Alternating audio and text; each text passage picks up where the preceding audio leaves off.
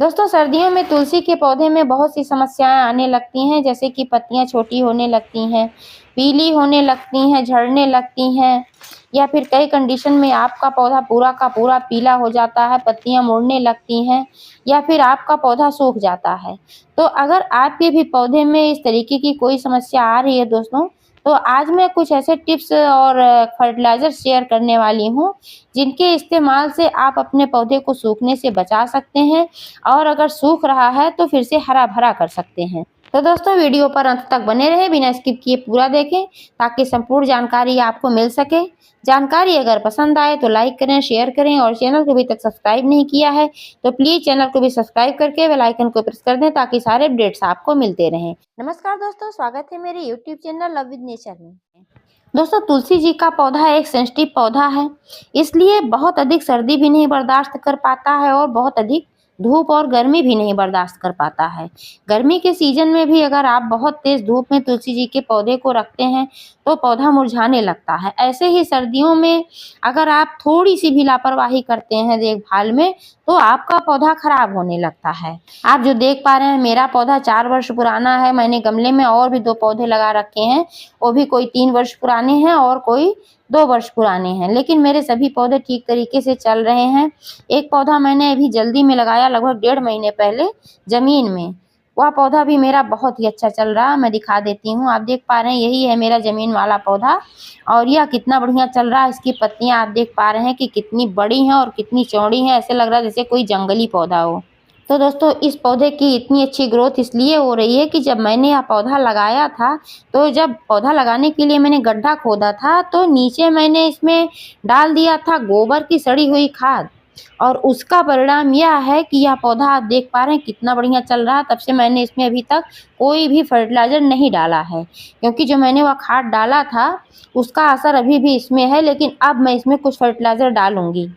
दोस्तों सर्दियों में तुलसी जी के खराब होने का सबसे बड़ा कारण होता है पानी, क्योंकि जब पानी की अधिकता हो जाती है, मिट्टी गीली हो जाती है, तो जड़ें जो होती हैं बहुत अधिक ठंड भी नहीं बर्दाश्त कर पाती हैं और गीली मिट्टी होने की वजह से जड़ों तक ठीक तरीके से ऑक्सीजन भी नहीं पहुंच पाता है। इसकी वजह से जड़ें कमज़ोर होने लगती हैं या फिर सड़ने लगती हैं। तो जब जड़ें खराब होने लगती हैं तो फिर पौधा जो होता है पत्तियाँ भी गिराने लगता है, पत्तियाँ पीली भी पड़ने लगती हैं और अधिक दिनों तक यही समस्या जब बनी रहती है, यानी कि जड़ें जब खराब होती रहती हैं, लगातार आप वाटरिंग करते जाते हैं, तब जो क्या होता है कि आपका पौधा सूखता है और सूख के ख़त्म हो जाता है। क्योंकि सर्दियों में मिट्टी की नमी जल्दी सूखती नहीं है, तो मिट्टी में हमेशा नमी रहती है। तो इसलिए मिट्टी को चेक करके ही पानी डालें। तुलसी जी में जल चढ़ाने का महत्व है, मैं भी जल चढ़ाती हूँ। तो इसके लिए आप बहुत ही छोटा-सा पात्र रखें, क्योंकि नियमित रूप से जब जल चढ़ाया जाएगा तो भई उसमें बहुत ज़्यादा पानी की मात्रा हो जाएगी। पहले की नमी सूखेगी नहीं और अगले दिन फिर जल चढ़ा दिया जाएगा। यह तुलसी जी के पौधे को खराब करने का कारण बनता है। तो इसलिए अगर नियमित रूप से जल चढ़ाना है तो आप बहुत ही छोटे पात्र का इस्तेमाल करें, जिसमें मुश्किल से 150 ml पानी आता हो, इससे ज़्यादा नहीं। और जल चढ़ाते समय पानी में 1 चुटकी हल्दी अवश्य मिलाएं, क्योंकि हल्दी मिलाने से क्या होता है कि तुलसी की जड़ों को पोषण मिलता रहता है। इससे तुलसी जी का पौधा खराब नहीं होता है। और धार्मिक महत्व यह है कि तुलसी जी में माँ लक्ष्मी का वास होता है। अगर हल्दी डालकर आप जल चढ़ाते हैं तो माँ लक्ष्मी प्रसन्न होती हैं। तो दोनों दृष्टिकोण से आपको हल्दी मिलाने की आवश्यकता है। हल्दी में एंटीबैक्टीरियल और एंटी फंगल गुण पाए जाते हैं, हल्दी में एंटीऑक्सीडेंट गुण भी पाया जाता है। तो इस वजह से आपका पौधा अगर सूख भी रहा है तो भी आपका पौधा ठीक हो जाता है, इसलिए हल्दी का इस्तेमाल ज़रूर करें।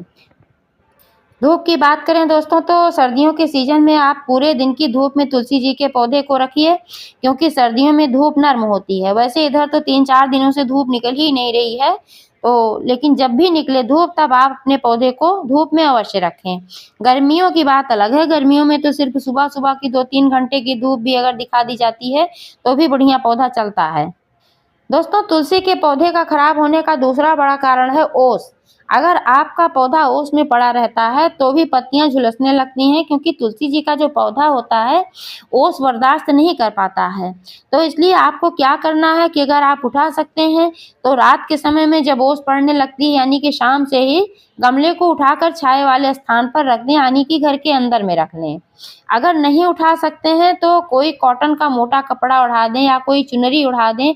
मैं तो अपने पौधे पर चुनरी ओढ़ा करके रखती हूँ। मेरे पास जमीन वाला पौधा लेकर के 4 पौधे हैं और मैं चारों पौधों को कवर करके रखती हूँ। जैसे ही शाम होती है मैं सभी पौधों को कपड़े से कवर कर देती हूँ, चुनरी से कवर कर देती हूँ, और सुबह जब होती है, धूप निकलती है, तब मैं सारे के सारे हटा देती हूँ।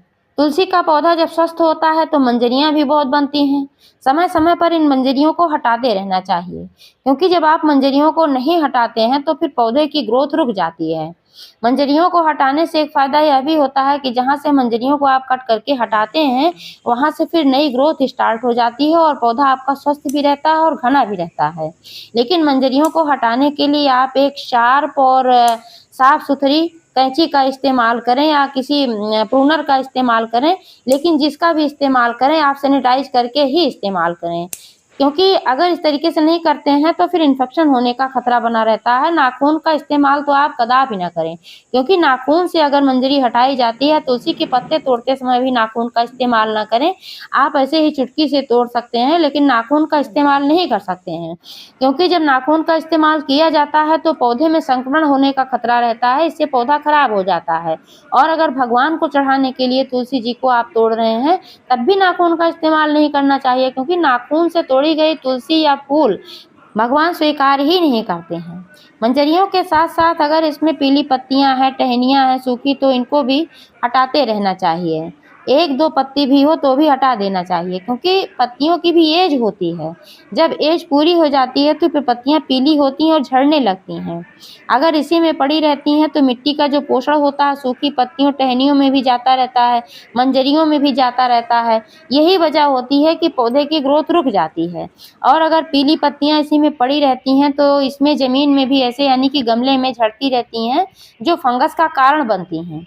तो इसलिए किसी भी कीमत पर इसमें सूखी पत्तियां और टहनियां न रहने दें। 10 से 15 दिनों में एक बार मिट्टी की गुड़ाई अवश्य करें, इससे मिट्टी भुरभुरी रहती है, आपका पौधा ठीक तरीके से चलता है। गमले में घास फूस खरपतवार अगर उगता है तो तुरंत निकाल कर फेंकें, कुछ भी उसमें ना रहने दें, बिल्कुल क्लीन होना चाहिए। तुलसी जी पर काले कीड़ों का भी अटैक बहुत ज़्यादा होता है। मेरे पर तो नहीं होता है, क्योंकि मैं अक्सर इस पर हल्दी का इस्तेमाल करती रहती हूँ। अगर आप भी हल्दी का इस्तेमाल करेंगे तो आपके भी पौधे पर किसी प्रकार के कीड़े का अटैक नहीं होगा, क्योंकि अभी मैंने बताया कि हल्दी में antibacterial, anti fungal, anti viral गुण पाए जाते हैं। इसके अलावा हल्दी में बहुत सारे पोषक तत्व भी पाए जाते हैं। जब इसका इस्तेमाल हम अपने पौधे में करते हैं तो पौधे की ग्रोथ भी अच्छी होती है और मरता हुआ पौधा भी ठीक हो जाता है। 1 लीटर पानी में 1 बड़ा चम्मच हल्दी डालकर घोलें, इसको स्प्रे बोतल में भरकर अपने पौधे पर छिड़कें। इससे किसी प्रकार के भी कीड़े का अटैक नहीं होगा, कीड़े लगे होंगे तो खत्म हो जाएंगे। अगर आपका तुलसी का पौधा पीला पड़ गया है, सूख रहा है, पत्तियां पूरी तरीके से झड़ गई हैं, आपको लग रहा है कि आपका पौधा बिल्कुल सूख जाएगा, अब नहीं बचेगा, तब भी आपका पौधा बच जाएगा। आपको करना क्या है कि सबसे पहले आप स्टेम को चेक करें, हल्का सा नाखून से खुरच के कि स्टेम अगर हरा है, स्टेम में किसी प्रकार का सूखापन नहीं है, तब आपका पौधा पूरी तरीके से फिर से हरा भरा हो जाएगा, चाहे कितनी भी उसकी पत्तियां पीली हुई हो या झड़ी हुई हो। लेकिन अगर स्टेम भी सूख गया है तब आपका पौधा नहीं हरा हो पाएगा। तो अगर आपका पौधा सूख रहा है तो सबसे पहले आप स्टेम को खुरच कर चेक करें। अगर आपके पौधे की स्टेम हरी है तब आपको क्या करना है कि जितनी भी सूखी शाखाएं हैं सबको कट करके हटा देना है। इसके बाद मिट्टी की गुड़ाई करना है। मिट्टी की गुड़ाई करके इसमें सरसों और हल्दी का फर्टिलाइज़र डालना है। मैंने अपने पौधे में भी डाला है और मेरा पौधा ठीक ठाक है, तो इसलिए मैं अभी सरसों का इस्तेमाल नहीं कर रही हूँ, क्योंकि सरसों का जो फर्टिलाइज़र होता है इसमें नाइट्रोजन और मैग्नीशियम की बहुत ही अच्छी मात्रा पाई जाती है। इसके अलावा पोटेशियम, फास्फोरस, जिंक, सल्फर वगैरह भी बहुत सारे पोषक तत्व पाए जाते हैं। तो इसमें जो कि नाइट्रोजन की मात्रा बहुत ही अच्छी पाई जाती है, तो नाइट्रोजन को अब्जॉर्ब होने में थोड़ा टाइम लगता है। तो एक बार सरसों का फर्टिलाइज़र अगर इस्तेमाल किया जाता है तो फिर दोबारा इस्तेमाल करने के लिए 1 महीने का इंतज़ार करना चाहिए। जल्दी जल्दी नहीं डालना चाहिए। जल्दी जल्दी डालने से जब नाइट्रोजन की मात्रा या किसी भी फर्टिलाइज़र की मात्रा अधिक हो जाएगी तो फिर पौधा खराब हो जाता है। सरसों के फर्टिलाइजर में नाइट्रोजन और मैग्नीशियम की बहुत ही अच्छी मात्रा पाई जाती है और नाइट्रोजन और मैग्नीशियम ये पोषक तत्व होते हैं जो ब्रांचेस के विकास के लिए और पत्तियों के विकास के लिए आवश्यक होते हैं। तो जब आपका पौधा सूख जाता है तो पत्तियां और नई ब्रांचेस के विकास के लिए इसमें नाइट्रोजन युक्त खाद ही डालना चाहिए। इसलिए सरसों का फर्टिलाइजर आप इस्तेमाल कर सकते हैं। गमले के साइज के हिसाब से ही करें। अगर 12 इंच का गमला है तो आप 2-3 चम्मच का इस्तेमाल कर सकते हैं, ना बहुत ज़्यादा ना बहुत कम।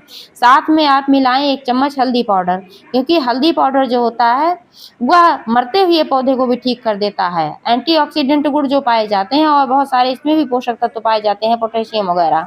तो दोस्तों पीछे मैंने इसमें सरसों का इस्तेमाल किया था, लेकिन आज मैं इसमें इस्तेमाल करूंगी चाय की पत्ती का फर्टिलाइजर और हल्दी का फर्टिलाइजर, क्योंकि चाय की पत्ती में भी नाइट्रोजन बहुत ही अच्छी मात्रा में पाया जाता है और हल्दी इसलिए मैं इस्तेमाल करूंगी कि इसमें पोषक तत्व तो मिलते हैं, एंटीबैक्टीरियल, एंटी फंगल और एंटीवायरल भी है। साथ साथ हल्दी की जो तासीर होती है गर्म होती है और सरसों की भी तासीर गर्म होती है। तो इसलिए सर्दियों में सरसों का फर्टिलाइजर, हल्दी का फर्टिलाइजर बहुत ही अच्छा होता है। आप किसी भी पौधे में इस्तेमाल कर सकते हैं, फूलों वाले पौधे में भी और पत्तियों वाले पौधों में भी। दोस्तों आप पौधों में इस्तेमाल की गई चाय पत्ती भी डाल सकते हैं और फ्रेश चाय पत्ती का भी इस्तेमाल कर सकते हैं। फ़र्क कितना होता है, जब आप फ्रेश चाय पत्ती का इस्तेमाल करते हैं तो उसमें न्यूट्रिएंट्स, माइक्रो न्यूट्रिएंट्स बहुत ही अच्छी मात्रा में मौजूद होते हैं, इसलिए उसका इस्तेमाल कम मात्रा में करना चाहिए। 1 छोटा चम्मच करें, 12 इंच का गमला है तो, नहीं तो अगर बड़ा चम्मच है तो आधा चम्मच आप इस्तेमाल करें, इससे ज़्यादा नहीं। लेकिन अगर इस्तेमाल की गई चाय पत्ती ले रहे हैं तो उसको आप अधिक मात्रा में लें, क्योंकि इसमें से बहुत सारे पोषक तत्व चले गए रहते हैं जब आप चाय पत्ती को उबालते हैं तो उसका इस्तेमाल आप अधिक मात्रा में करेंगे तभी फायदेमंद होगा। तो दोस्तों आज मैंने लिया हुआ है फ्रेश चाय की पत्ती, मैंने आधा चम्मच चाय की पत्ती लिया हुआ है और लिया हुआ है मैंने 1 चम्मच हल्दी पाउडर, और दोनों को मैं ऐसे ही मिक्स करूँगी। मिक्स करके फिर पौधे में डालना है। गमले में डालने से पहले मिट्टी की गुड़ाई ज़रूर कर लेना चाहिए, क्योंकि जब गुड़ाई कर ली जाती है तभी ठीक से फर्टिलाइज़र इसमें अब्जॉर्ब हो पाता है। तो दोस्तों इस तरीके से तुलसी जी के पौधे के केयर करेंगे तो आपका तुलसी का पौधा सालों साल चलेगा, सर्दी गर्मी कभी नहीं खराब होगा। जानकारी कैसी लगी कमेंट करके अवश्य बताइएगा। पूरा वीडियो देखने के लिए बहुत बहुत धन्यवाद।